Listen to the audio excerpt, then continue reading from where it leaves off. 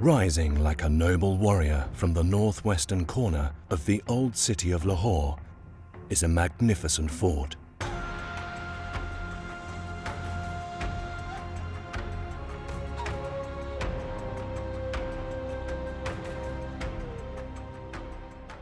Its imposing exterior dominates the landscape, and its magnificent halls, intricate courtyards, and jeweled chambers echo with the glory of its royal past.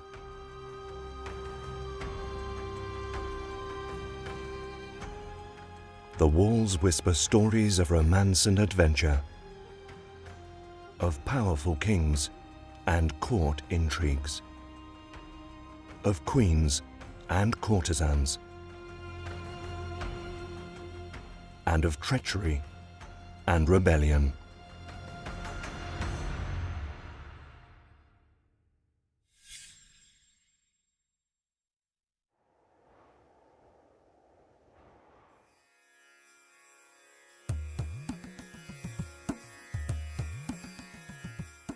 The Lahore fort owes its splendor to the greatest of Mughal emperors,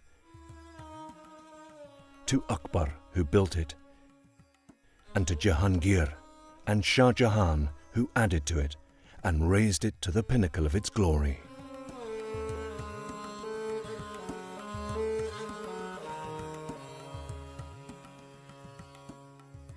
Intricately laid courtyards of smooth stone connected the arched audience halls. Columned walkways provided relief from the hot sun, and trees of cypress were reflected in pools of crystal clear water. In these gardens, the ladies of the harem could walk, cooled by the breezes from the nearby river. The Hathi Paun, with gently rising steps, allowed elephants to walk up, and the Mughal nobility to dismount within the safety of the fort walls. Lahore Fort and its present form and shape in this brick masonry work was done during Akbar's time when he moved his capital to Lahore for good 13 long years. In order to secure the Lahore fort from the onslaught of the rebellions and wars, this legendary wall was constructed 17 meters high and more than 450 meters in length. The wall is richly decorated with mosaics. Elephant processions are followed by horsemen and foot soldiers. There are camel fights and lion hunts. And on the arches, you can see winged angels. So the fact that the Islamic rulers, the Mughal emperors, used a lot of imagery, this itself showed that they were not bound by this kind of interpretation of the religion, that imagery cannot be used in the art form.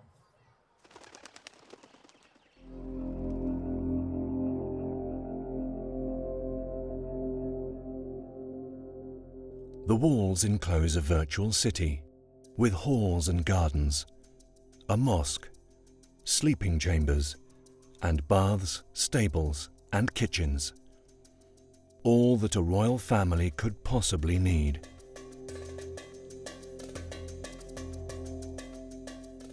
The ancient Masjidi Gate was Akbar's entrance to the fort. Over time, he built impressive palaces, courtyards, and grand halls, decorated in places with Hindu motifs. Akbar would receive the nobles of his empire and meet with his advisors in the Daulat Khana Khas o Am. This is where great battles were planned and treaties made.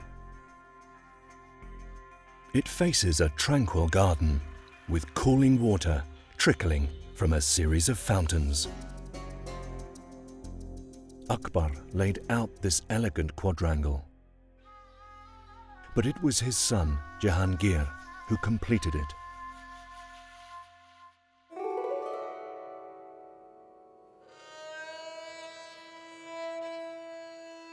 Above the Daulat Khana is a large apartment, sumptuously decorated, the walls painted with flowers and typical Persian motifs.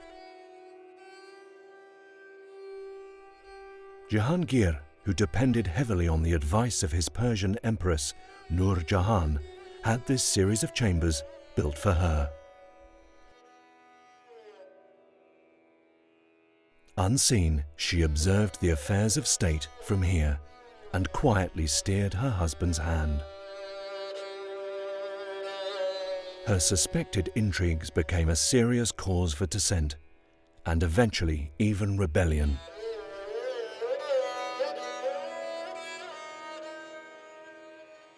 On the other side of the apartment, a royal balcony overlooked a public ground.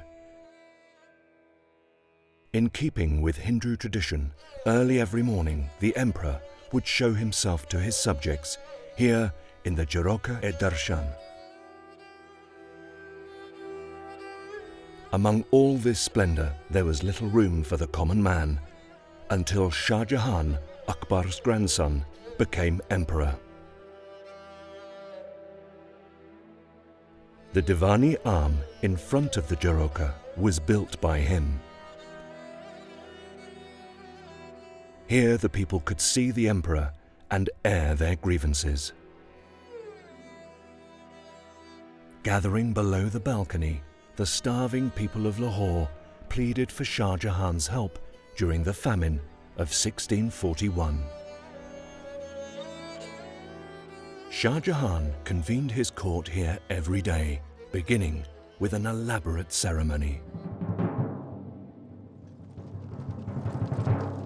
As he took his seat, the royal drums would strike up a military march, and a glittering parade of elephants, horses, and men in shining armor passed before the emperor. Being a devout Muslim, Shah Jahan added the only mosque that sits within the walls of the fort. The Moti Masjid, made entirely of white marble, sits like a polished pearl in a secluded corner. Shah Jahan was responsible for many of the fort's most exceptional treasures, and his reign was considered the golden age of Mughal architecture. This palace, the Palace of Mirrors, or the Sheesh Mahal, is the most outstanding contribution of Shah Jahan to the Lahore fort. This pavilion was made of pure white marble, and it is surrounded by these mirrors which were brought from Syria, and it is studded with semi-precious stones and inlay work and gilt work and some beautiful figures and mosaic. And it was once home to an even more spectacular gem. When Maharaja Ranjit Singh occupied Lahore in 1799, the Sheesh Mahal became home to both the Maharaja and to his prized possession, the Koh-i-Noor diamond. It was also in this royal hall that the sovereignty of the Punjab was ceded by the successors of Ranjit Singh to the English Queen. The Sikhs lost not only Punjab, but the priceless gem as well when it was sent to England, eventually becoming part of the Queen's regalia. But during the 40 years that Ranjit Singh ruled from the fort, he brought back some of the grandeur it had known in Mughal times. The 3 Sikh lords of Lahore left their mark on the fort, adding a haveli here and a temple there. And sitting just outside the walls of the fort, the most magnificent Sikh structure of all, the tomb of Maharaja Ranjit Singh.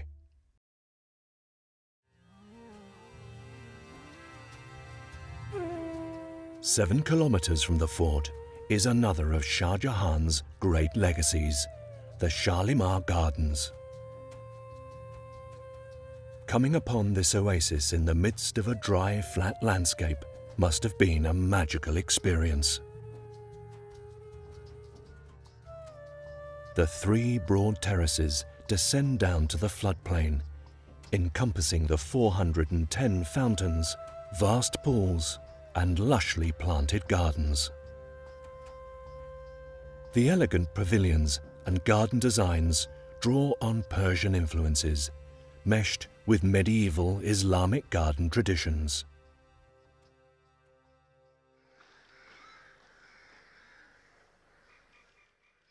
These sites are an exceptional testament to the Mughal civilization at the height of its artistic accomplishments in the 16th and 17th centuries. And the splendid Sikh structures are also an integral part of the history of Lahore. The sad thing is that over the years, these treasures have suffered a great deal of degradation. But now we are taking care of this. Together with the Akhan Trust for Culture, we are working on documenting the picture wall, followed by its restoration. The Sheesh Mahal, its rooftop, which was caving in, has been restored. We are also working on the chambers of the Jahangir, where the restoration work is taking place.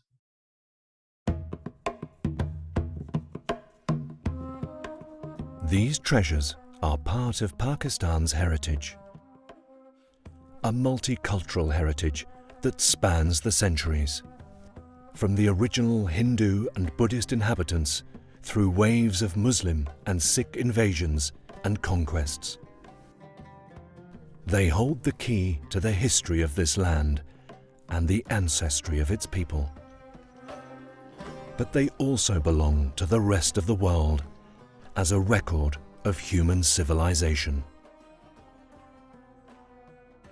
It is our responsibility to preserve them for the benefit of future generations, so that they too can take a glimpse into their past.